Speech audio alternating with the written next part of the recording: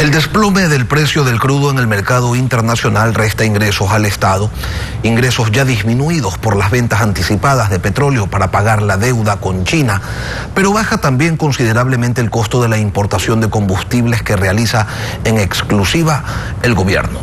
Jorge Gallardo, exministro de Economía del presidente Gustavo Noboa, quien implementó la dolarización, renegoció la deuda externa e instrumentó un acuerdo con el Fondo Monetario Internacional, nos acompaña esta mañana. Buen día, bienvenido a Contacto Directo. Muchas gracias, Lenny, muy buenos días. La caída del crudo es el momento propicio para focalizar el subsidio a los derivados del petróleo. Mire, yo creo que la situación por la cual está atravesando el país, una situación sumamente frágil y delicada, amerita tomar una serie de acciones que garanticen en el largo plazo una estabilidad en el manejo de las finanzas públicas. Y una de ellas hace relación a fijar una política de largo plazo y permanente para la fijación de los precios de los derivados del petróleo. Creo yo que actualmente, dada la baja importante que ha tenido el precio del petróleo, es el momento de plantear esta política, no solamente de hablar de que vamos a eliminar los subsidios, sino anunciarle al país la forma como se van a calcular los precios de los combustibles a nivel tanto de productor como de consumidor, para que esas reglas, esa política sea establecida permanentemente a través del tiempo y no tengamos cada vez y cuando los problemas de que suben los combustibles, que hay paros, que hay huelga, cuando si esos precios obedecen a una política que esté atada al precio del petróleo en los mercados internacionales, habrá momentos en que el precio de las gasolinas estarán por debajo de lo establecido y en otras oportunidades estarán más caras dependiendo de esta fluctuación de precios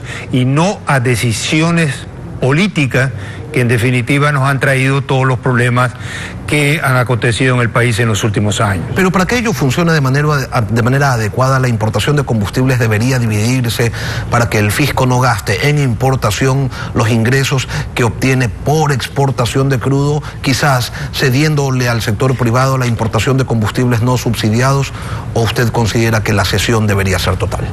No, mire, el tema es un juego de suma cero, porque lo que deja de importar el gobierno lo importaría el sector privado, es decir, a nivel de balance de pagos no habría ningún tipo de efecto.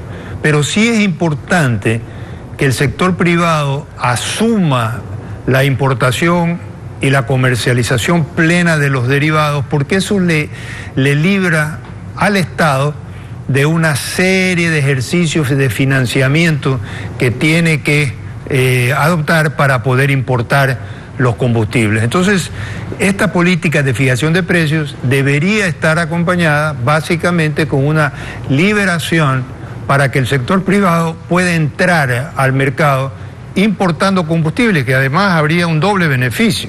No solamente que lo ayuda en la liquidez al gobierno, sino que además nosotros, los consumidores, vamos a tener gasolinas de mejor calidad importadas que reúnan los requisitos que demandan el parque automotor que tiene el Ecuador y, lógicamente, las instalaciones industriales del país. Ingeniero Gallardo, las acciones anunciadas por el gobierno, reducir el tamaño del Estado, ponerle un impuesto a la propiedad de vehículos de más de $20.000, aspiran a recaudar, entre otras medidas, por cierto, aspiran a recaudar cerca de $2.252 millones, indicaba el ministro Richard Martínez. ¿Con eso nos alcanza para qué?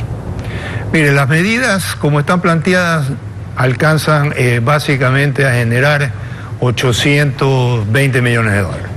El resto viene por el lado del recorte del gasto, que dicen que van a recortar 800 en compra de bienes y servicios y 600 por el lado de bienes de capital.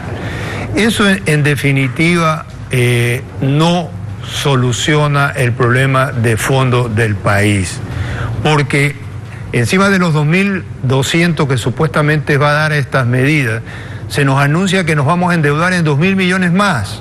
Es decir, seguimos abriendo un hueco para tapar otro hueco y que el que venga atrás nuestro que pague. Entonces ese es el momento de plantearle al país y lo hemos venido diciendo hace mucho tiempo, una estrategia económica, un plan económico que tienda a estabilizar la economía ecuatoriana y permita su crecimiento, no en el mediano, sino en el corto plazo. Fíjense ustedes, esta crisis nos toma al Ecuador en una posición extremadamente frágil. Las reservas líquidas internacionales llegan solamente a 1.800 millones. Tenemos en la caja fiscal al viernes de la semana pasada un saldo de nada más 800 millones de dólares. Es decir, hay un severo problema de liquidez en el país que va a afectar a la generación de crédito y por lo tanto a la producción y a la comercialización en el país. Y se dice 2.000 millones de dólares que van a llegar al país, pero no se dice de dónde. Se anuncia, se advierte que será en muy buenas condiciones, pero uno revisa el riesgo país y entonces resulta incompatible lo uno con lo otro. ¿Cuál podría ser, usted desde su experiencia, ingeniero Gallardo, el único camino o la vía por la que podrían llegar esos recursos? ¿Otra preventa petrolera? Mire, ya casi el petróleo no queda como para seguir prevendiéndolo y poniéndolo en garantía de préstamos que vienen de otros países.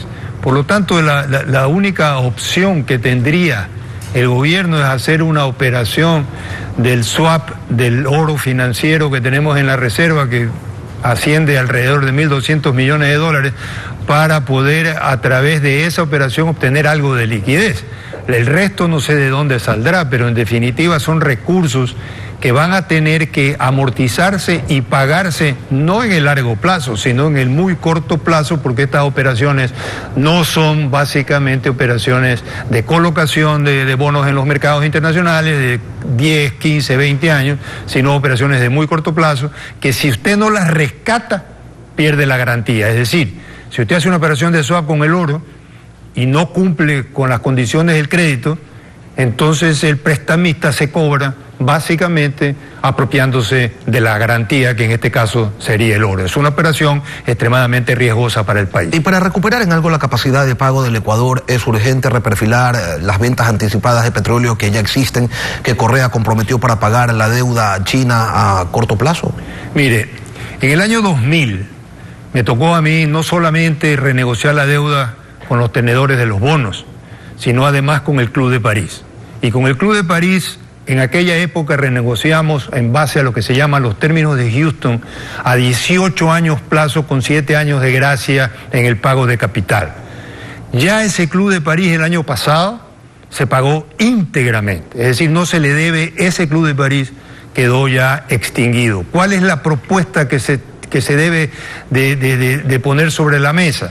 Ir al Club de París, pedir una reunión al Club de París, donde China está asistiendo como miembro ad hoc, todavía no es miembro de pleno derecho, pero plantear a los miembros del Club de París, que es la deuda llamada bilateral, que ya asciende a 9.635 millones de dólares, una renegociación que permita ampliar tanto la deuda china como la deuda que tenemos con otros países a 18 años plazo con 7 años de gracia en los términos de Houston dentro del Club de París. Jorge Gallardo, gracias por participar en Contacto Directo.